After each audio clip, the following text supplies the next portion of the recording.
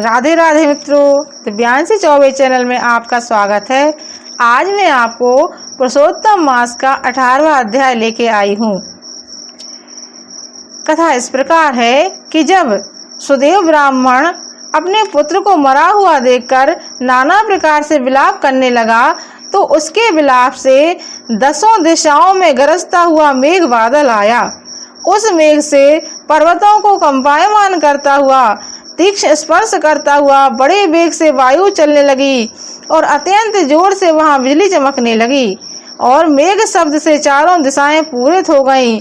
इस प्रकार 1 मास तक ऐसा जल वर्षा कि सारी पृथ्वी जल से भर गई।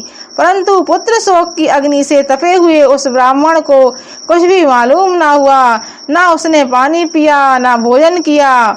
पुनः पुनः इस प्रकार पुकारते हुए ही उसको सारा मास व्यतीत हो गया।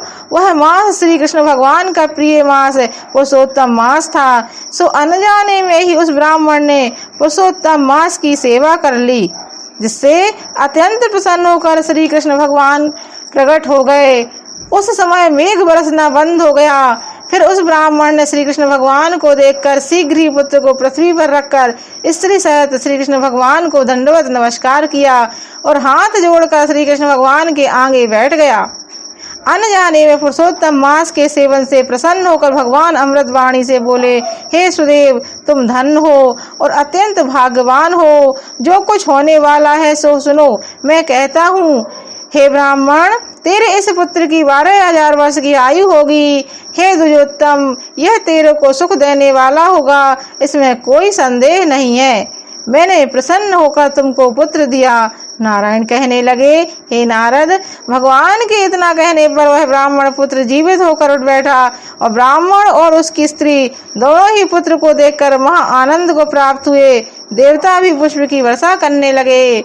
सुखदेव ने उन दोनों माता पिता तथा श्री हरि भगवान को नमस्कार किया और गरुण भी पुत्र सहित ब्राह्मण को देखकर अत्यंत प्रसन्न हुए।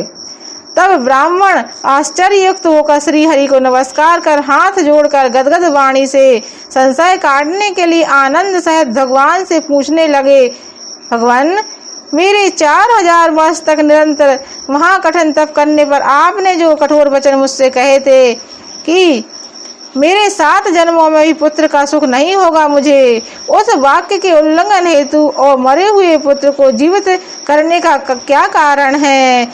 बोले विष्णु भगवान की जय। राधे राधे।